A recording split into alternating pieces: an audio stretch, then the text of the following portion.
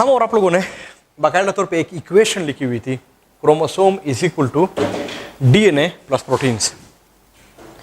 Protein की story क्या थी वो पूरी की पूरी मैंने आपके साथ शेयर की हुई थी, लेकिन जो प्रोटीन्स थे जिसको हम और आप लोगों ने हिस्टोन्स या ऑक्टेमियर भी कहा हुआ था, बोर्ड के ऊपर मैंने इसका डायग्राम आप लोगों को कुछ ऐसे बनाया हुआ था। एक ऐसे होगा, दूसरा फिर ऐसे होगा, तीसरा ऐसे होगा, फिर चौथा ऐसे होगा। तो ये H2A, H2B और H3 और H4 ये प्रेजेंट है। लेकिन साथ में मैंने आपके साथ ये बात शेयर की हुई थी कि ये दो दो मालिक्यूल्स होंगे, तो 3D में इसके पीछे मैं इसको ऐसे बना लेता हूँ, ये वो 2 मालिक्यूल्स हैं जो कि इनके प्रेजेंट होते हैं। तो आखिर में ये है क्या, मैं यहाँ पे लिखवा लेता हूँ, ये वो ऑक्टेमियर है, लेकिन इस ऑक्टेमियर के ऊपर चार्ज कौन सा है, पॉजिटिव, और ये है एल्केलाइन यानी बेसिक इन नेचर है। ये बात हम और आप लोगों ने शेयर की हुई थी, लेकिन साथ में मैंने आपके साथ ये बात भी बताई हुई थी कि आप लोग बोर्ड के ऊपर ऐसे बना सकते हैं, लेकिन अगर आप लोग हाथ से भी करना चाहें तो भी आप लोग इसको ऐसे कर ले हाथ को, H2A, H2B, H3 और H4। तो सामने आप लोगों को एक एक मालिक्यूल नजर आ रहा है, पीछे को भी इसका एक एक मालिक्यूल जो है वो प्रेजेंट है। तो ये 8 मालिक्यूल्स होते हैं ऑक्टेमियर, कुछ इस फॉर्म में होते हैं। अब आ जाते हैं डीएनए के ऊपर।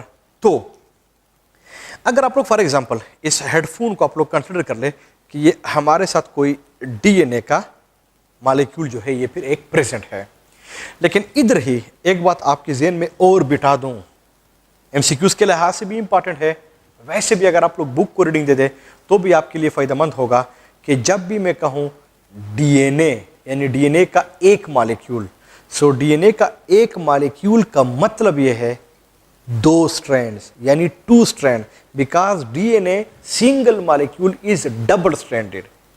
तो आपके ज़हन में कहीं यह बात ना हो कि एक स्ट्रैंड एक मालिक्यूल है, दूसरा स्ट्रैंड दूसरा मालिक्यूल है, नहीं, डीएनए सिंपली मीन्स 2 स्ट्रैंड्स। इसमें 2 स्ट्रैंड्स होते हैं, एक डीएनए के अंदर 2 स्ट्रैंड्स होते हैं। ये बिल्कुल ऐसे ही होता है जिस तरह के हम कहते हैं कि हेमोग्लोबिन, तो हेमोग्लोबिन में 4 प्रोटीन के मालिक्यूल्स होते हैं, 4 प्रोटीन स्ट्रैंड्स होते हैं वहां पे बाकायदा तौर पे। तो एक हेमोग्लोबिन का मतलब 4 स्ट्रैंड्स, ये बात आपके ज़हन में होनी चाहिए। इस तरह से एक डीएनए का मतलब ये है डीएनए के 2 स्ट्रैंड्स।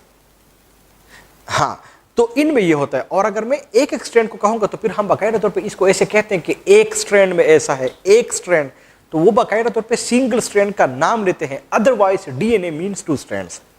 तो फॉर एग्जांपल ये तो हमारे साथ हो गया ऑक्टेमियर, हम और आप लोगों ने इसकी स्टोरी पढ़ी हुई थी। डीएनए की स्टोरी हम और आप लोगों ने पढ़ी हुई है। अब हम और आप लोग इसे क्रोमोसोम को बना रहे हैं। तो क्रोमोसोम तो बनना हुआ है इस डीएनए और इस ऑक्टेमियर से। तो होता क्या है कि उधर पे तो वो प्रोटीन ऑक्टेमियर मैंने बना दिया है, डीएनए को आप लोग कंसीडर कर ले कि जो हेडफोन मैंने लिया हुआ है ये वाला, ये हमारे साथ कोई डीएनए का एक मॉलिक्यूल है, एक डीएनए है, तो उसमें ये 2 स्ट्रैंड्स हमारे साथ प्रेजेंट है। तो ये जो 2 स्ट्रैंड्स हैं, अगर आप लोग इसको देख ले, इनमें हीलिक्स होते हैं। तो वो हीलिक्स कैसे होते हैं, वो हीलिक्स ऐसे होंगे, ऐसे जाएगा, फिर ये ऐसे जाएगा, फिर ये ऐसे आएगा, फिर ये ऐसे जाएगा, हीलिकल। लेकिन चूंकि उसको मैं ऐसे शो नहीं कर सकता, तो समझाने के लिए मैं इसमें हीलिक्स को ऐसे बना लेता हूं, ये ऐसे हीलिकल होता है। हालांकि ये हीलिकल स्ट्रक्चर है नहीं, गलती कर रहा हूं, पर समझाने के लिए मैं आप लोगों को बता रहा हूं।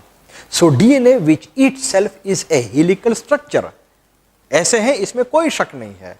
2 स्ट्रैंड है, एक मॉलिक्यूल है, दोनों स्ट्रैंड्स हीलिकल है। तो फिर ये होता क्या है कि ये जो हीलिकल स्ट्रक्चर होता है डीएनए का, जो कि 2 हीलिक्स से डबल है, हीलिकल है, तो ये तो हम और आप लोगों ने ऑक्टेमियर को बनाया हुआ था, जो मैंने बोर्ड के ऊपर बनाया हुआ है। तो ये इसके ऊपर देख ले मेरी तरफ, होता कैसे है, ये एक मर्तबा इसके ऊपर ऐसे आ जाता है, फिर ये दूसरी मर्तबा फिर इसके ऊपर आ जाता है। तो कितने टाइम मैंने इसके ऊपर कर लिया है, 2 टाइम्स। तो अगर आप लोगों ने बचपन में वो गेम खेली हुई हो कि सारे ऐसे गोल से बैठ जाते हैं, किसी के साथ कोई चादर होता है, वो चादर को ऐसे रोटेट कर लेता है और किसी के पीछे उसको रख लेता है, तो यू नो कि हम इसको फिर निकाल लेते हैं और फिर आप इससे किसी को मारते हैं। तो बाज़ दफ़ा अगर आपको किसी के ऊपर बहुत ज़्यादा गुस्सा आता है तो वो चादर ऑलरेडी हीलिकल होता है, लेकिन हीलिकल को फिर आप लोग फिर से हीलिकल बना लेते हैं, यानी फिर आप इसको हीलिकल बना लेते हैं। तो अगर आप लोग हीलिकल को फिर हीलिकल बना दे तो इसके लिए आपके बुक ने बड़ा खूबसूरत लफ्ज लिखा हुआ है, सुपर हीलिक्स। यानी हीलिक्स को आपने फिर हीलिकल किया, सुपर हीलिक्स, या कुछ लोग इसको सुपर ट्विस्ट भी लोग कहते हैं। ये दो अल्फाज हैं जो इस्तेमाल होते हैं। So DNA itself is helical structure. Helix का लफ्ज मैंने आप लोगों को समझाया हुआ था, लेकिन अगर हीलिकल को आप फिर हीलिकल कर ले तो फिर हम इसको सुपर हीलिक्स या सुपर ट्विस्ट के अल्फाज हम फिर इसके लिए इस्तेमाल करते हैं। तो होता क्या है कि ये तो हमारे साथ प्रेजेंट था, वो ऑक्टेमियर हिस्टोन था, 8 मॉलिक्यूल्स थे, इसके ऊपर डीएनए एक मर्तबा हीलिकल फिर हीलिकल है। तो फिर मैं कह सकता हूं कि इसके ऊपर ये सुपर हीलिक्स या सुपर ट्विस्ट की फॉर्म में इसके ऊपर ये ऐसे प्रेजेंट होता है। ये बात आप लोगों ने भूलनी नहीं है, ये पता होना चाहिए। ऐसे डबल फॉर्म में 3 नहीं होते, एक नहीं होता, 2 times. It means DNA rape, बाकायदा तौर पर WRAP बुक ने ये लफ्ज लिखा हुआ है, रेप ट्वाइस, और फिर लिखा हुआ है इस कॉल्ड सुपर हीलिक्स और सुपर ट्विस्ट हम इसको कहते हैं। तो अगर मैं इसको बोर्ड के ऊपर बनाऊं तो फिर आप लोग थोड़े से मार्कर को देखते जाएं ताकि आप लोगों को समझ आ जाए। वो डीएनए का एक स्ट्रैंड ऐसे आ रहा है, एक मर्तबा इसके ऊपर ऐसे हुआ, फिर सेकेंड टाइम फिर से हुआ, 2 टाइम्स, 2 मर्तबा। तो अगर मैं इसको डीएनए तो 2 स्ट्रैंड्स हैं, तो एक स्ट्रैंड मैंने बना दिया है, दूसरा वाला चलो किसी और कदर से मैं इसको समझा देता हूं, वो इसके ऊपर इस फॉर्म में ये प्रेजेंट होता है। ये वो 2 स्ट्रैंड्स हैं जो कि इसके फॉर्म में इसके ऊपर ऐसे प्रेजेंट होते हैं। जो चीज़ मैंने यहाँ पे इसके ऊपर शो कर ली है, ये ग्रीन सी, ये कोई और चीज़ नहीं है, ये वो डीएनए है। लेकिन जो डीएनए है वो जिस फॉर्म में इसके ऊपर प्रेजेंट है वो प्रेजेंट है सुपर ट्विस्ट या सुपर हीलिक्स। लेकिन जो डीएनए है इसके ऊपर जो चार्ज है वो नेगेटिव है, पर फितरतन ये एसिडिक है। इसका मतलब कि डीएनए इसके ऊपर आ रहा है, तो अगर ऊपर आ रहा है तो फिर तो ये अबव हुआ, पेरिफेरी पे हुआ, लेकिन जो ऑक्टेमियर है वो तो अंदर की तरफ चला गया। तब जाके उसने लिखा हुआ है कि जो ऑक्टेमियर होता है it is present in the form of core, CORE, ये अंदर की तरफ होता है, ये प्रेजेंट होता है। एक अंदाजे के मुताबिक ये जो कोई चीज उसने बना दी है, जो बना दी है, अब अगर आप लोग देख ले तो उसमें तो ऑक्टेमियर भी हुआ, इसके ऊपर जो डीएनए है वो भी सुपर हीलिक्स की फॉर्म में, इसकी फॉर्म में ये प्रेजेंट है, इसके ऊपर ये प्रेजेंट है। जो चीज हम और आप लोगों ने शो कर ली है, इसको आपके बुक ने एक नाम दिया हुआ है न्यूक्लियोसोम। न्यूक्लियोसोम। तो अगर मैं पूछूं या कहीं पूछा गया कि न्यूक्लियोसोम में क्या है, तो उधर पे तो ऑक्टेमियर है। उस ऑक्टेमियर में कौन कौन से हिस्टोन्स नहीं है? H1 नहीं है। कौन से हैं? H2A है, H2B है, H3 है, H4 है, और बाकी नहीं है। लेकिन इसके ऊपर जो डीएनए है वो भी सुपर हीलिक्स, सुपर ट्विस्ट के फॉर्म में प्रेजेंट है। प्लीज आप लोग इसके लिए हीलिक्स का लफ्ज आप लोग इस्तेमाल ना कर ले, ये आप लोगों को पता होना चाहिए। जो चीज बन गई है इसका न्यूक्लियोसोम। तो अगर आप लोग इस न्यूक्लियोसोम को देख ले तो इस पे चार्ज होगा ना, ये पॉजिटिव और ये नेगेटिव कैंसल, ये एसिडिक, ये एल्केलाइन कैंसल। तो न्यूक्लियोसोम चार्ज के लिहाज से भी न्यूट्रल, पीएच के लिहाज से भी न्यूट्रल हो गया। लेकिन इनमें कितनी चीजें आ गई हैं? 2 चीजें आ गई हैं। इसमें प्रोटीन भी है इन द फॉर्म ऑफ ऑक्टेमियर, इसमें H1 नहीं होगा, और इसके अंदर वो डीएनए भी है, लेकिन वो सुपर हीलिक्स, सुपर ट्विस्ट की फॉर्म में प्रेजेंट है। ये जो न्यूक्लियोसोम होता है इसके बहुत ज्यादा फायदे हैं। इनमें से इसका एक फायदा क्या हुआ कि उसने डीएनए को स्टेबल किया। ये बात मैंने आपके साथ पहले ही शेयर की हुई थी, DNA in pure form is unstable. इसका मतलब कि डीएनए की स्टेबिलिटी के लिए कुदरत ने ये प्रोटीन बनाए हुए ऑक्टेमियर। आपके ज़हन में ये बात होनी चाहिए, बाद दफा ये बात पूछी जाती है कि ऑक्टेमियर की स्टेबिलिटी के लिए डीएनए नहीं है, डीएनए की स्टेबिलिटी के लिए ये ऑक्टेमियर, ये हिस्टोन, ये प्रोटीन प्रेजेंट है ताकि वो स्टेबल हो जाए। अगर ये प्रोटीन ना होता तो फिर तो इसके ऊपर नेगेटिव चार्ज है, वो एसिडिक है, फिर तो वो अनस्टेबल होता। तो डीएनए की स्टेबिलिटी के लिए सारा कुछ हो गया है। नंबर 1 इसका फायदा ये हुआ न्यूक्लियोसोम का। दूसरा फायदा इसका ये है कि अगर आप लोग ये जो डीएनए है जहां पे ये सुपर ट्विस्ट है, सुपर हेलिक्स है, ये है क्या? वो तो डीएनए है। डीएनए किस चीज का बना हुआ है? वो तो न्यूक्लियोटाइड्स है। तो अगर आप लोग इन न्यूक्लियोटाइड्स को काउंट कर ले तो वो 200 होते हैं। इसका मतलब कि सुपर ट्विस्ट में, सुपर हेलिक्स में 200 न्यूक्लियोटाइड्स होते हैं। तो फिर इसका फायदा क्या होता है? इसका फायदा ये होता है कि अगर आप लोग एक सेल ले ले, उसके अंदर आप लोग एक न्यूक्लियस ले ले, न्यूक्लियस के अंदर तो क्रोमोसोम से, क्रोमोसोम के अंदर तो डीएनए और प्रोटीन है, डीएनए तो बना हुआ है न्यूक्लियोटाइड्स का, न्यूक्लियोटाइड्स तो 6 बिलियन है। तो अगर ये ऐसे डिस्पर्स होते, खुले खुले होते, ओपन होते, तो फिर ये न्यूक्लियस के अंदर एकोमोडेट ना होते, मसला होता। तो कुदरत ने क्या क्या हुआ है कि उन न्यूक्लियोटाइड्स को लिए ये न्यूक्लियोसोम बनाए हुए हैं और यहां पे ये कंडेंस हो जाते हैं, कॉम्पैक्ट हो जाते हैं।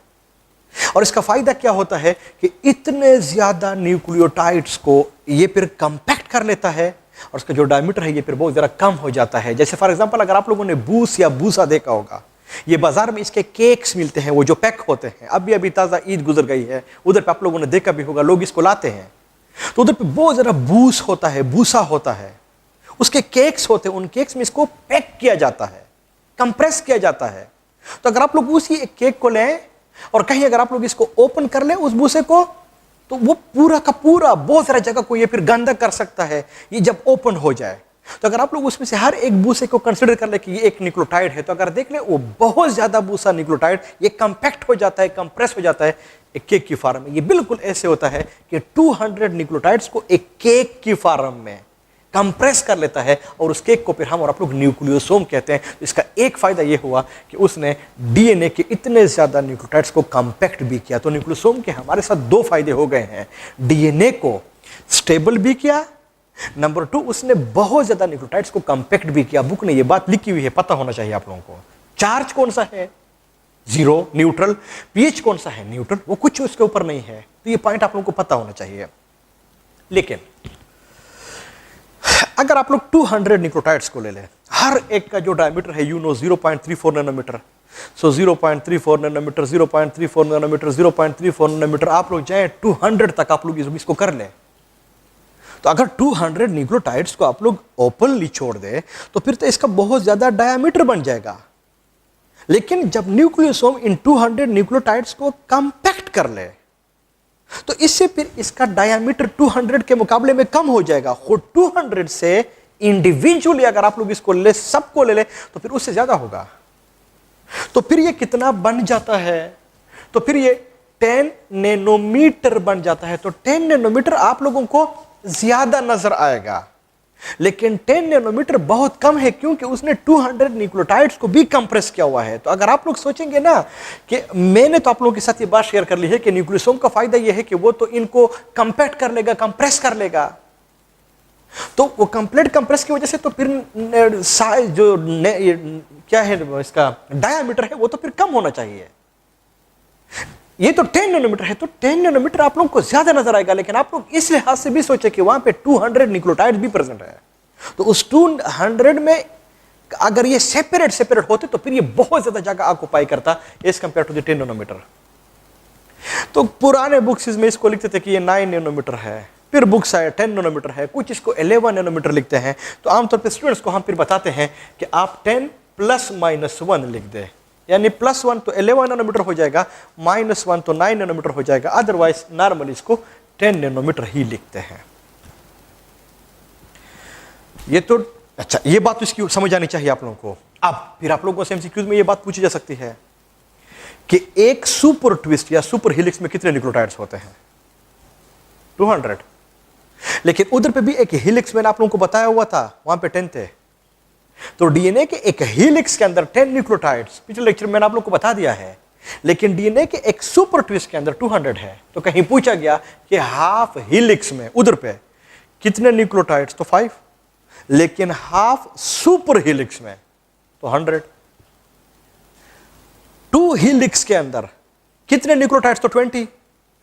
2 सुपर हेलिक्स के अंदर तो फिर 200। ये आप लोगों ने सोचना होगा कि क्या पूछ रहा है मुझसे, तो फिर आप लोगों को पता होना चाहिए। नेक्स्ट, बुक में नहीं है, ऐसे आप लोगों को कह रहा हूं कि अगर एक हीलिक्स के अंदर, सिंपल वो जो हीलिक्स है उसमें 10 न्यूक्लियोटाइड्स हैं, तो अगर हमारे साथ 100 न्यूक्लियोटाइड्स होते तो फिर ये कितने हेलिक्स बनाता? 10। तो अगर 200 न्यूक्लियोटाइड्स तो फिर कितने हेलिक्स बनाता? 20। तो अगर आप लोग यहां पे देख ले 200 न्यूक्लियोटाइड्स एक सुपर हेलिक्स के अंदर है, इसका मतलब कि 200 न्यूक्लियोटाइड्स 20 हेलिक्स को बनाता है। So in other words I can say 20 helix makes a single super helix. Concept है, पता होना चाहिए, इशारा दे रहा हूं। इसका मतलब यह हुआ कि इसके ऊपर कितने तकरीबन ये हेलिक्स होते हैं? तकरीबन 20 हेलिक्स जो होते हैं वो एक सुपर हेलिक्स को बना लेते हैं। तो न्यूक्लियोसोम के ऊपर एक सुपर हेलिक्स होता है, लेकिन वहां पे हेलिक्स कितने होंगे? वो फिर 20 हेलिक्स बन जाएंगे। लेकिन एक हेलिक्स में कितने न्यूक्लियोटाइड्स हैं? 10। लेकिन एक सुपर हेलिक्स में कितने हैं? 200। बाकी आप लोग कैलकुलेट कर सकते हैं। ये जो न्यूक्लियोसोम होता है एक हुआ, फिर इसके बाद कोई दूसरा न्यूक्लियोसोम भी होगा ना, तो जल्दी में अगर मैं इसको बना दूं तो फिर यहां पे कोई एक हुआ, यहां पे कोई दूसरा हुआ, ये फिर से वो ऑक्टेमियर हुआ, इसके ऊपर फिर से वो डीएनए सुपर हेलिक्स में प्रेजेंट है, फिर इधर पे कोई न्यूक्लियोसोम होगा, फिर इसके ऊपर ये प्रेजेंट होगा। तो अगर आप लोग इस न्यूक्लियोसोम को देख ले और इस न्यूक्लियोसोम को देख ले, तो इसके बीच में आप लोगों को कोई चीज नजर आएगी। ये भी कोई और चीज नहीं है, ये डीएनए है। इस डीएनए को जिसने इस न्यूक्लियोसोम को और इस न्यूक्लियोसोम को आपस में लिंक किया, आपस में कनेक्ट किया, बुक ने इसके लिए एक लफ्ज लिखा हुआ है लिंकर डीएनए। तो लिंकर डीएनए है क्या? लिंकर डीएनए असल में क्रोमोसोम के अंदर जो न्यूक्लियोसोम्स होते हैं उस एक न्यूक्लियोसोम को दूसरे न्यूक्लियोसोम के साथ ये लिंक करता है, तब जाके हम इसको लिंकर डीएनए भी हम इसको कहते हैं। बहुत ज्यादा डेप्थ में हम नहीं जाएंगे, लेकिन फिर भी आप लोगों को एक इशारा दे दूं कि स्टैंडर्ड बुक्स लिखते हैं कि आउट ऑफ 200 न्यूक्लियोटाइड्स इसमें 170 इस न्यूक्लियोसोम के ऊपर प्रेजेंट होते हैं, जो बाकी 30 होते हैं वो इस लिंकर डीएनए को बना लेते हैं। लेकिन चूंकि लिंकर डीएनए की लेंथ आपके कोर्स में है नहीं, बहुत ज़रा हम और आप लोग डेप्थ में नहीं जाएंगे। हमारा और आप लोगों का सादा कॉन्सेप्ट यह है कि 200 न्यूक्लियोटाइड जो है एक सुपर हेलिक्स के अंदर प्रेजेंट होते हैं। लिंकर डीएनए के बारे में कुछ नहीं लिखा गया है। जनरली मैंने आपके साथ बात शेयर कर ली है, जनरली आप लोगों को पता होना चाहिए, ज़रूरत नहीं है। लेकिन अगर मैं पूछूं कि जो लिंकर डीएनए है इसका बेसिक फंक्शन क्या हुआ, वो एक न्यूक्लियोसोम को दूसरे न्यूक्लियोसोम के साथ ये लिंक करता है, अटैच करता है। इसका फायदा यही है। तो जो लिंकर डीएनए है ये तो प्योर डीएनए हुई है ना, प्योर डीएनए है ना, इधर पे किसी किस्म का प्रोटीन नहीं है। तो डीएनए के ऊपर चार्ज कौन सा है? वो तो नेगेटिव है। फितरतन क्या है? वो तो एसिडिक है। इसका मतलब कि जो छोटा लिंकर डीएनए है ये फिर अनस्टेबल हुआ, तो इसको भी कुदरत तो स्टेबल करेगा, अदरवाइज तो मसले क्रिएट होंगे। तो अगर मैं आप लोगों से पूछूं कि हिस्टोन का कौन सा प्रोटीन था जो मैंने बताया हुआ था पार्टिसिपेट नहीं करेगा? H1 ना, शाबाश है। तो वो जो H1 होता है वो इसके ऊपर आ जाता है, और इस H1 का मेन फंक्शन क्या है कि वो जो लिंकर डीएनए है इस डीएनए को स्टेबल कर लेता है। तो आप देख ले, कहीं क्वेश्चन में पूछा गया कि ऑक्टेमियर में कौन सा वाला हिस्टोन नहीं होता? H1। कहीं पूछा गया लिंकर डीएनए, ये तो बुक के अंदर उसने बात लिखी हुई है, वहां पे कौन सा प्रोटीन प्रेजेंट होता है हिस्टोन का? H1। कौन से नहीं होते? तो वो H2A, H2B, H3, H4। लेकिन जो H1 है इसका सिंगल मॉलिक्यूल है, लिंकर डीएनए के ऊपर सिंगल मॉलिक्यूल है, डबल नहीं है। अगर आप लोग बाकी को देख ले, जो ऑक्टेमियर है उसमें वो डबल डबल जो है ये प्रेजेंट है। तो कहीं पूछा गया ऑक्टेमियर में कौन सा नहीं होता? H1 नहीं होता। H1 के कितने मॉलिक्यूल्स होते हैं लिंकर डीएनए के ऊपर? 1 होता है। H2B के कितने मॉलिक्यूल्स होते हैं ऑक्टेमियर में? 2 होते हैं। ये बातें फिर आप लोगों को समझ आनी चाहिए। नेक्स्ट पॉइंट, बड़ा इंपॉर्टेंट पॉइंट, वो ये है कि जिस तरह हम कहते हैं कि प्रोटीन का जो basic structural and functional unit है इसको हम आप लोग अमाइनो एसिड कहते हैं, लेकिन बाद दफा ये क्रोमोसोम की लैंग्वेज में पूछ लेते हैं कि क्रोमोसोम के basic structural and functional unit जो कि प्रोटीन में जो कि प्रेजेंट होता है, इसको हम और आप लोग क्या कहते हैं? तो उसको हम और आप लोग कोई और चीज नहीं कहते, उसको हम और आप लोग ऑक्टेमियर फिर कहेंगे। क्रोमोसोम में कहीं पूछा गया, अदरवाइज अमाइनो एसिड्स हैं, अदरवाइज अमाइनो एसिड्स हैं, हाँ तो अदरवाइज अमाइनो एसिड्स हैं। लेकिन कहीं डीएनए के अंदर पूछा गया तो फिर वो न्यूक्लियोटाइड्स है कि इसके बेसिक स्ट्रक्चरल एंड फंक्शनल को हम क्या कहते हैं, तो फिर वो न्यूक्लियोटाइड्स होंगे। लेकिन कहीं पूछा गया क्रोमोसोम के basic structural and functional unit को हम क्या कहते हैं, तो फिर ये न्यूक्लियोसोम होगा। So nucleosome is the basic structural and functional unit of the chromosome 1। मैं पूछ रहा हूं कि अगर जो क्रोमोसोम है इसका जो basic structure and function unit है जिसको हम आप लोग न्यूक्लियोसोम कहते हैं, क्या इसके न्यूक्लियोसोम में H1 है? नहीं है। इसका मतलब कि nucleosome basic structural and functional unit है क्रोमोसोम का, लेकिन उस basic structural and functional unit में जो हिस्टोन पार्टिसिपेट नहीं करता वो H1 है। लेकिन जो क्रोमोसोम हमारे साथ बन रहा है उसमें H1 पार्टिसिपेट करता है। तो बड़ी जबरदस्त बड़ी टेक्निकल बात है, H1 क्रोमोसोम की फॉर्मेशन में तो हिस्सा लेता है लेकिन इसके basic structural and functional unit में नहीं है। तो है कहां पे, इन चीजों की आप लोगों को समझ आनी चाहिए। नेक्स्ट पॉइंट वो ये है कि तो सारा कुछ हो गया है। अब अगर आप लोग क्रोमोसोम को देख ले तो इसके ऊपर जो न्यूक्लियोसोम्स होंगे ये फिर आप लोगों को बहुत ज्यादा आप लोगों को ऐसे नजर आएंगे। मेरी इंटरेस्ट नहीं रही हुई है कहीं, अगर आप लोगों की है आप लोग इसको कैलकुलेट कर सकते हैं कि अगर हमारे साथ 6 बिलियन न्यूक्लियोटाइड्स हैं तो इनमें फिर कितने न्यूक्लियोसोम्स होंगे। तो अगर आप लोग 6 बिलियन को 200 के ऊपर डिवाइड कर ले तो इतने आपके साथ न्यूक्लियोसोम भी बन जाएंगे, वो फिर आप लोगों को पता चल जाएगा। तो अगर आप लोग क्रोमोसोम को देख ले तो इसमें जो आप लोगों को कैसे नजर आएंगे, nucleosome nucleosome nucleosome nucleosome nucleosome, हर एक न्यूक्लियोसोम के बीच में लिंकर डीएनए भी होगी। तो इसकी अपीयरेंस कैसे होगी समझने की कोशिश कर ले। मेरे हाथ में बीड्स हैं, तस्बे हैं। अगर आप लोग इनमें से इस एक को कंसीडर कर ले, ये एक न्यूक्लियोसोम हुआ, दूसरा nucleosome nucleosome nucleosome nucleosome nucleosome nucleosome, ऐसे है ना। लेकिन अगर आप लोग हर एक बीड के बीच में देख ले तो छोटा सा थ्रेड आप लोगों को नजर आ रहा है, ये वो लिंकर डीएनए है। इसका मतलब यह हुआ कि आपके बुक ने बड़ा खूबसूरत लिखा हुआ है कि क्रोमोसोम की knobby, KNOBBY, knobby, knobs like इसकी एक्सप्रेशन होती है, या कुछ लोग इसको बीड्स लाइक एक्सप्रेशन कहते हैं कि बीड की तरह इसकी क्रोमोसोम जो होता है वो हमें नजर आता है। क्यों आपको बीड्स की तरह नजर आएगा कि ये हमें न्यूक्लियोसोम नजर आएंगे और न्यूक्लियोसोम के बीच में हमें लिंकर डीएनए नजर आएगी। समझ आनी चाहिए आप लोगों को, ये सारा कुछ ऐसे होता है।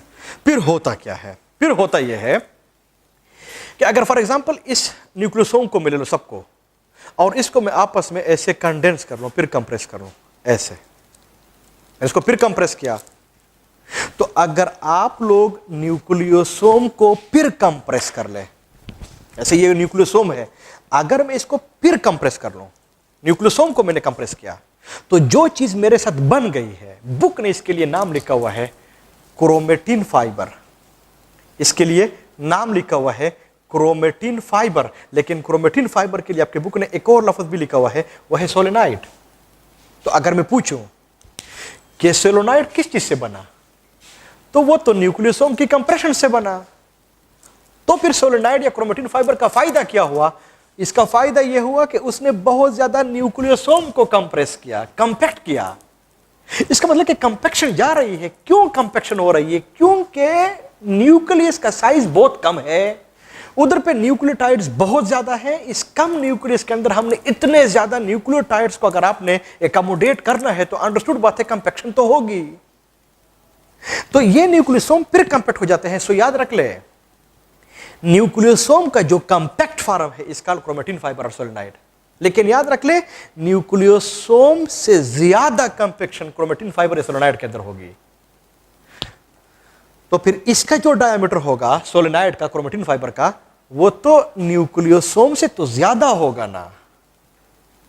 हालांकि अगर आप लोग इस क्रोमेटिन फाइबर या सोलेनाइड के अंदर देख ले तो फिर ये बहुत ज्यादा न्यूक्लियोसोम को एकोमोडेट कर लेगा, बिल्कुल ऐसे ही जिसने इसने बहुत ज्यादा न्यूक्लियोसोम ने न्यूक्लियोटाइड्स को एकोमोडेट किया हुआ है, ऐसे ये भी करेगा। तो इसका जो डायमीटर होता है ना, वो 30 नैनोमीटर बन जाता है।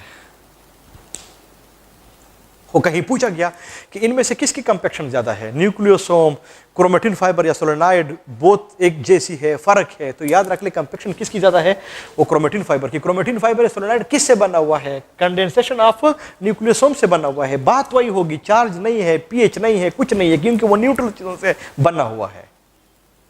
लेकिन जब आप लोग किसी चीज़ को कंपैक्ट कर ले तो इसमें हमेशा के लिए कंपैक्शन में आपको दो तरह की जगह आप लोगों को नजर आती है। कुछ जगहों पे कंपैक्शन ज्यादा होती है, कुछ जगहों पे कंपैक्शन कम होती है। जहां पे कंपैक्शन ज्यादा है वो माइक्रोस्कोप में आप लोगों को डार्क नजर आएगा। डार्क को लैटिन में हम कहते हैं हेट्रो या हिटीरो। इसका मतलब यह हुआ कि अगर आप लोग इस कंपैक्शन में देख ले तो आप लोगों को एक जगह नजर आएगी जिसको आप लोग हेट्रो या हेटीरो, और फिर क्रोमेटिन है ना, सो क्रोमेटिन। लेकिन कुछ जगहों पे ये कंपैक्शन आप लोगों को लाइट नजर आएगी, कम नजर आएगी। कुछ जगहों पे ज्यादा है, जहां पे कम है माइक्रोस्कोप में आप लोगों को वो लाइट नजर आएगा। लाइट को लैटिन में हम कहते हैं यू।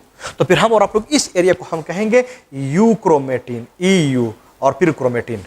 इसका मतलब ये हुआ कि जो सोलेनॉइड होते हैं, क्रोमेटिन फाइबर्स होते हैं, वहां पे न्यूक्लियोसोम की कंडेंसेशन के बेसिस पे दो तरह की जगह हमें नजर आएंगी। हेट्रोक्रोमेटिन होगा, यूक्रोमेटिन होगा। हेट्रोक्रोमेटिन में न्यूक्लियोसोम की कंडेंसेशन ज्यादा होगी, यूक्रोमेटिन में न्यूक्लियोसोम की जो कंडेंसेशन है ना वो फिर कम होगी।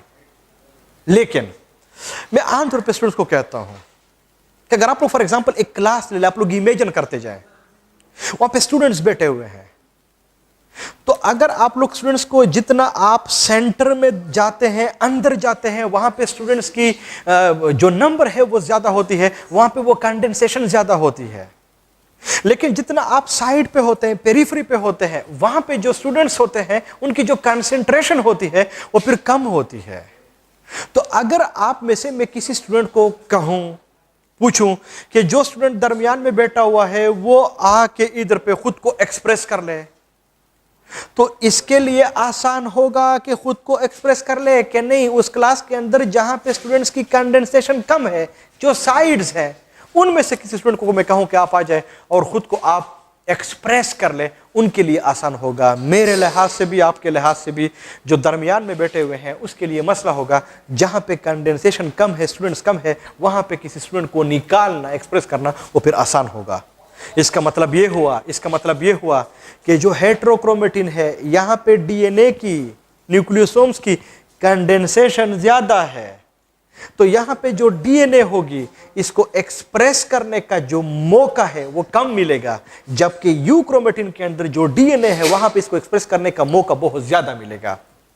एक्सप्रेस करने से मेरा मतलब क्या है, हम पढ़ेंगे कि डीएनए होते हैं, जीन्स बनाते हैं, जीन्स बाकायदा तौर पे खुद को एक्सप्रेस करते हैं, एंजाइम्स वगैरह बनाते हैं। इसका मतलब यह हुआ कि मोस्टली जो डीएनए है जो हेट्रोक्रोमेटिन के अंदर होता है वहां पे इसकी एक्सप्रेशन नहीं होती, मतलब कि मोस्टली यहां पे जीन्स प्रेजेंट नहीं होते। जो जीन्स प्रेजेंट होते हैं वो इस यू क्रोमेटिन एरिया के अंदर प्रेजेंट होते हैं। ये बात भी आप लोगों को जनरली बता दूं कि ये कहा जाता है कि 90% डीएनए ह्यूमन बींग्स के बॉडी में वो इनएक्टिव है, अनएक्सप्रेस्ड है, उसकी एक्सप्रेशन नहीं होती, वो हेट्रोक्रोमेटिन के अंदर प्रेजेंट होता है। जबकि 10% डीएनए जो है इनकी बाकायदा तौर पे एक्सप्रेशन होती है, वो यू क्रोमेटिन के अंदर प्रेजेंट होता है। एंड यू नो कि जब डीएनए की एक्सप्रेशन हो तो फिर हम और आप लोग इसको जीन्स कहते हैं। इसका मतलब कि जो 10% डीएनए है इनमें वो जीन्स प्रेजेंट होते हैं, बनाते हैं, 90% में वो नहीं होता। और अगर आप लोग इस 10% में इन नंबर ऑफ जीन्स को काउंट कर ले तो बायोटेक्नोलॉजी चैप्टर में हम पढ़ेंगे 20 से लेके 25,000 तक जीन्स हमारे हर एक सेल के अंदर प्रेजेंट होते हैं, न्यूक्लियस के अंदर प्रेजेंट होते हैं। इसका मतलब कि 10% डीएनए ने हमारे अंदर 20 से लेके 25,000 तक जीन्स बनाए हुए हैं। जबकि आप देख ले 90% डीएनए वो अनएक्सप्रेस्ड हैं, उन्होंने जीन्स नहीं बनाए हुए हैं, वो किसी काम के नहीं होते। तो आप अंदाज़ा लगा सकते हैं कि 10 ने अगर इतने बनाए हुए हैं तो फिर 90 कितने हैं जिन्होंने इनको बनाया हुआ है और वो वहाँ पे अनएक्सप्रेस्ड फॉर्म में प्रेजेंट है। मुझे पता है आपके ज़हन में ये बात होगी, लेकिन हम और आप लोग इसको डिस्क्राइब नहीं करेंगे कि क्यों अनएक्सप्रेस है, क्यों ये एक्सप्रेस है, क्यों सादा से अल्फाज में आप लोगों को बता देता हूँ कि ये जो 10% है जिसकी एक्सप्रेशन होती है, इनकी हमें ज़रूरत है। ये जो हमारे बॉडी में मुख्तलिफ़ किस्म के कैरेक्टर्स प्रेजेंट है, ट्रेड्स वगैरह जो होते हैं हमारे बॉडी में, ये जीन्स इसको कंट्रोल करते हैं। इनकी हमें ज़रूरत नहीं होती। खुदा न ख्वास्ता अगर किसी की हो भी जाए तो ये मुख्तलिफ़ किस्म के जो बीमारियाँ होते हैं, कैंसर वगैरह होते हैं, एड्स वगैरह होते हैं, तो ये भी आमतौर पे जो अनएक्सपेक्ट जीन्स होते हैं, वो वायरसेस वगैरह उनको एक्टिव कर लेते हैं, तब जाके ये मसले भी क्रिएट हो जाते हैं। तो मैं आमतौर पे स्टूडेंट्स को कहता हूँ कि शुक्र है कि खुदा ने हमारे अंदर इन 90% में से किसी को भी एक्टिव नहीं रखा हुआ है, और शुक्र है कि ये सारे के सारे एक्टिव हैं, तब जाके ये मसले भी नहीं होते। लेकिन सज़ा के तौर पे ये जो मुख्तलिफ़ किस्म की बीमारियां हमारे अंदर होती है, उनमें से आमतौर पे इस 90% के अंदर किसी एरिया को एक्टिव कर लेते हैं, तब बंदा एड्स या आजकल ये जो क्या है कोरोना, ये जो क्या है इसके अलावा कैंसर वगैरह होते हैं, ये इन चीज़ों को फिर ये कास कर लेते हैं। नेक्स्ट पॉइंट वो ये है कि ये जो मैंने बता दिया है, क्रोमेटिन फाइबर तो हमारे साथ ये हो गया, सोलेनाइड तो हो गया है। अब अगर आप लोग इस सोलेनाइड को आप लोग पिर कंडेंस कर ले, यानी मैं इसको पिर कंडेंस कर रहा हूं, अगर हम और आप लोग इसको पिर कंडेंस कर लेंगे तो जो कंडेंस फार्म इसका बन जाता है, मैंने क्रोमेटिन फाइबर को पिर कंडेंस किया तो जो कंडेंस फार्म इसकी बन जाती है is called as the super coil. तो जो सुपर कॉइल है, याद रख लीजिए, इस क्रोमेटिन फाइबर की कंडेंसेशन से बन गया। इसका मतलब super coil is the more condense form than the chromatin fibre one.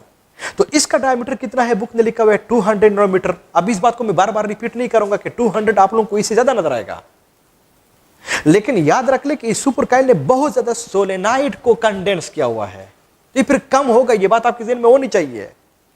तो बाद दफा एमसीक्यूज के अंदर ये बात पूछी जाती है कि इनमें से कौन सा वाला कंडेंस फार्म है, nucleosome, chromatin fibre, super coil बहुत ज्यादा कंडेंस फार्म है। बाद दफा इनमें से कौन सा है जो लीस्ट कंडेंस फार्म है, तो फिर वो न्यूक्लियोसोम होगा। बाद दफा पूछा जाता है कि अगर न्यूक्लियोसोम कंडेंस हो जाए तो फिर किस चीज को बनाएगा, क्रोमेटिन फाइबर को बनाएगा। क्रोमेटिन फाइबर अगर कंडेंस हो जाए तो फिर इस चीज को बनाएगा, ये फिर सुपर कॉइल को बना देगा। लेकिन एक और चीज के अंदर भी आप लोगों ने गलती नहीं करनी है, ये दो मिलते जुलते अल्फाज है, super coil and super twist या सुपर हेलिक्स, मिलते जुलते हैं, लेकिन फर्क आपको पता होना चाहिए। सुपर ट्विस्ट क्या है मैंने समझा दिया है, सुपर कॉइल क्या है मैंने आप लोगों को समझा दिया है। ये जो सुपर कॉइल होते हैं ये फिर कंडेंस हो जाते हैं, ये फिर से कंडेंस हो गया।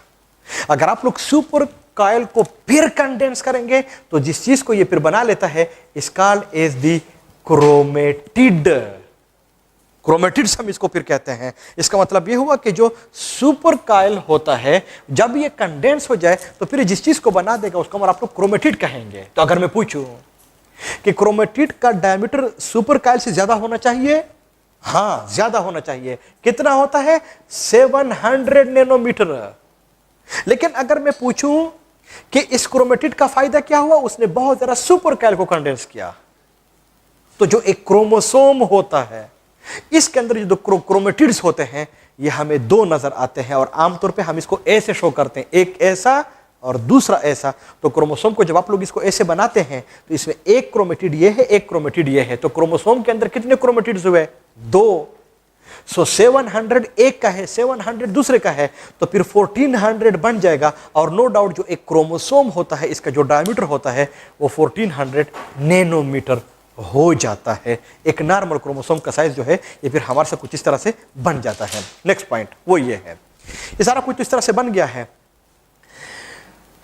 अगर मैं आप लोगों से जनरली कहीं आप लोगों से पूछा गया, जो कि पूछा भी जा सकता है, कि जो एक क्रोमेटिड हमारे साथ बन गया है ये वाला 700 नैनोमीटर का, 2 तो 1400, तो अगर मैं पूछूं इस एक क्रोमेटिड में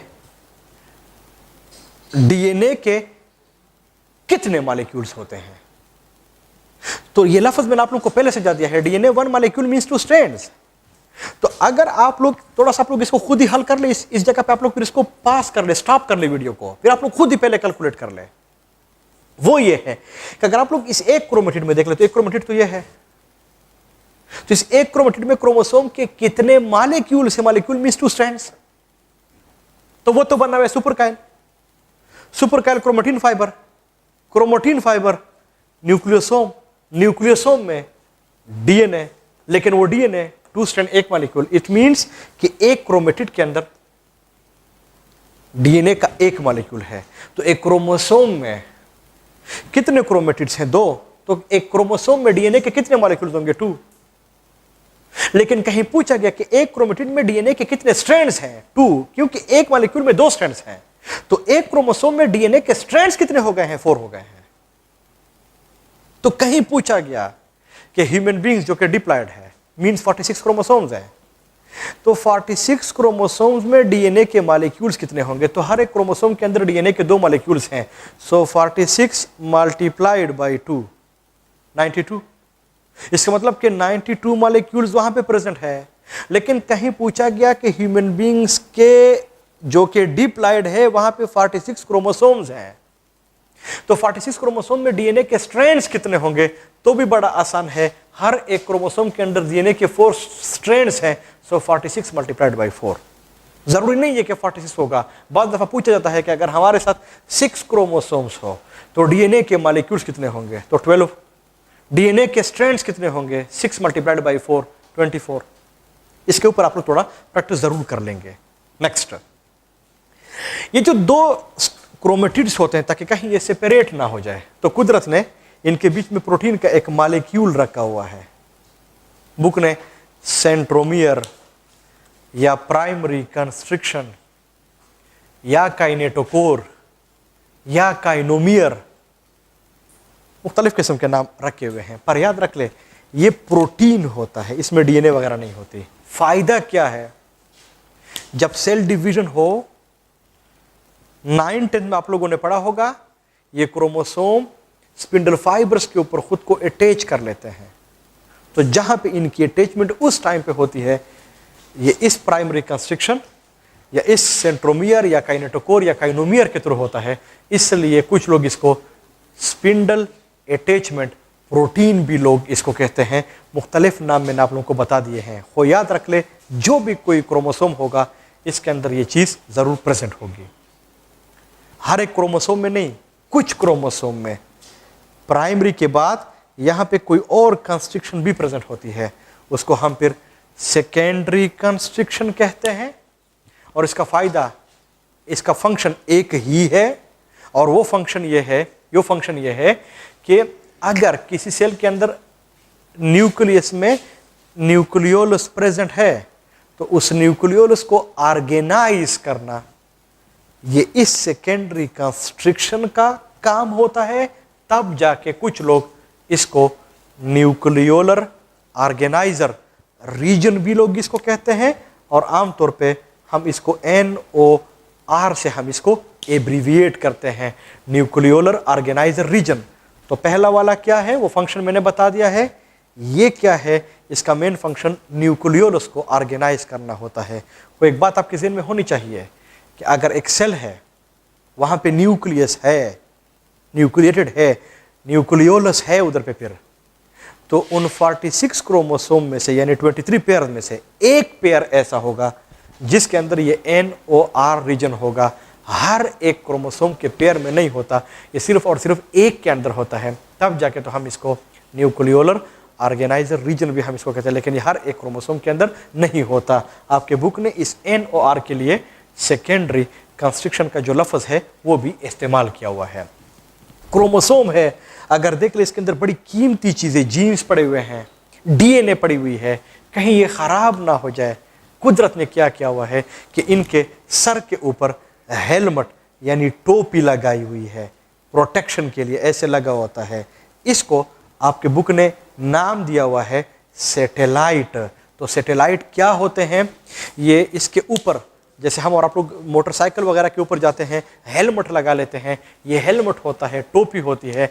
लेकिन अगर देख ले, खुदा ना खास्ता अगर कोई बंदा एक्सीडेंट भी कर ले, तो अगर वो हेलमेट ख़राब भी हो जाए, लेकिन आपका जो सर होता है वो बेसिकली बच जाता है।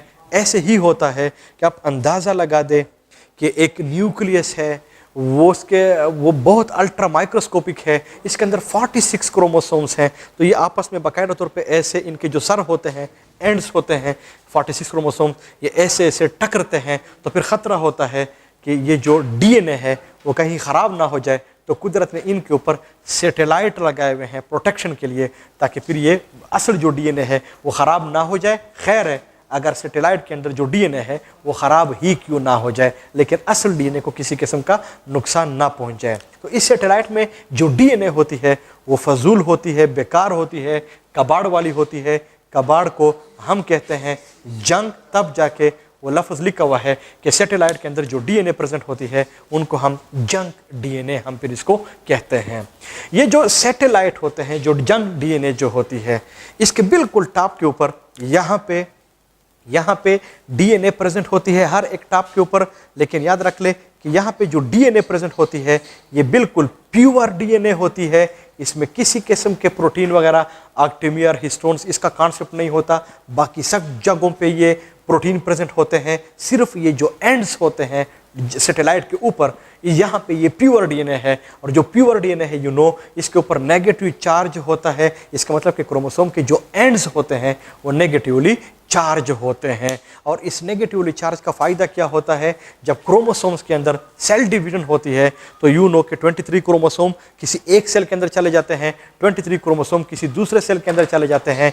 तो अगर इनमें ये नेगेटिव चार्ज ना होता तो वो क्रोमोसोम आपस में ऐसे स्टक होते तो सेल डिवीजन में किसी सेल के अंदर क्रोमोसोम ज़्यादा जाते, किसी के अंदर कम जाते, तो उनसे फिर मुख्तलिफ़ किस्म के जेनेटिक प्रॉब्लम्स होते, साइंड्रोम्स होते। इस तरह के डाउन सिंड्रोम है, टर्नर सिंड्रोम है, क्लिफिल्टर सिंड्रोम है। वो असल में वो जो क्रोमोसोम्स होते हैं वो स्टक हो जाते हैं। लेकिन चूंकि इसके ऊपर कुदरत ने नेगेटिव चार्ज वाली प्योर डीएनए रखी हुई है, इसका फ़ायदा ये होता है कि जब दो क्रोमोसोम आमने सामने आते हैं तो इनके जो नेगेटिव चार्ज होते हैं ये फिर एक दूसरे को रिपेल करते हैं। और इस रिपेलिंग का फ़ायदा ये होता है कि फिर वो आपस में मर्ज नहीं होते और सेल डिवीजन में फिर किसी किस्म का नुकसान जो है ये फिर इसको नहीं होता। इन एंड्स को आपके बुक ने जो नाम दिया हुआ है वो है टीलोमियर का। इसका मतलब कि जो एंड्स होते हैं वहाँ पे प्योर डीएनए है, नेगेटिव चार्ज होता है, टीलोमियर है। इसका फ़ायदा ये होता है कि जो क्रोमोसोम्स होते हैं ये फिर आपस में स्टक भी नहीं होते। तो हर एक का फ़ायदा आप लोगों को बता दिया है।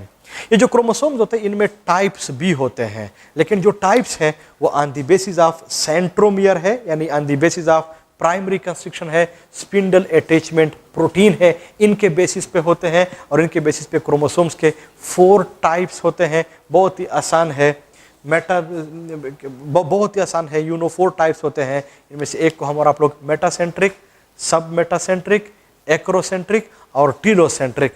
मेटासेंट्रिक में सेंटर में होता है, दोनों आर्म्स लेंथ में इक्वल होते हैं, बहुत आसान है। सब मेटासेंट्रिक में थोड़ा नीचे होता है, जो आर्म्स बनते हैं वो अनइक्वल होते हैं।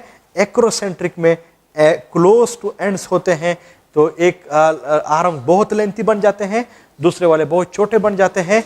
टीलोसेंट्रिक में बिल्कुल एंड के ऊपर ये सारा कुछ प्रेजेंट होता है, तब जाके 2 आर्म्स होते ही नहीं हैं, जबकि 2 आर्म बहुत ही लेंथी बन जाते हैं। तो जो 4 किस्म के क्रोमोसोम्स हैं, these are on the basis of position of the centromere, के कहाँ पे प्रेजेंट है, दरमियान तो मेटासेंट्रिक, दरमियान से थोड़ा नीचे तो सब मेटासेंट्रिक, क्लोज टू एंड तो एक्रोसेंट्रिक, और बिल्कुल एंड के ऊपर तो फिर हम और आप लोग इसको टीलोसेंट्रिक हम इसको कहते हैं। लेकिन इधर ही आप लोगों को बता दूं कि एक और कन्फ्यूजन जो कि आप लोगों को वो ना ले जाए, एक टीलोसेंट्रिक है और एक टीलोमियर का लफ्ज भी मैंने लिखा हुआ है। सो टीलोमियर और टीलोसेंट्रिक में फ़र्क क्या है? Telomere is actually part of the chromosome, ये हर एक क्रोमोसोम के ऊपर प्रेजेंट होता है। लेकिन एक टीलोसेंट्रिक भी है, telocentric is a type of chromosome. तो इन दोनों में फ़र्क क्या है कि टीलोमियर पार्ट ऑफ क्रोमोसोम है, टीलोसेंट्रिक टाइप ऑफ क्रोमोसोम जो है ये फिर प्रेजेंट होता है। तो क्रोमोसोम्स के टाइप्स कितने हैं? क्रोमोसोम्स के हमारे साथ 4 टाइप जो है ये फिर प्रेजेंट होते हैं। किसके बेस पे है? मैंने आपके साथ ये बात शेयर कर ली है। Thank you very much.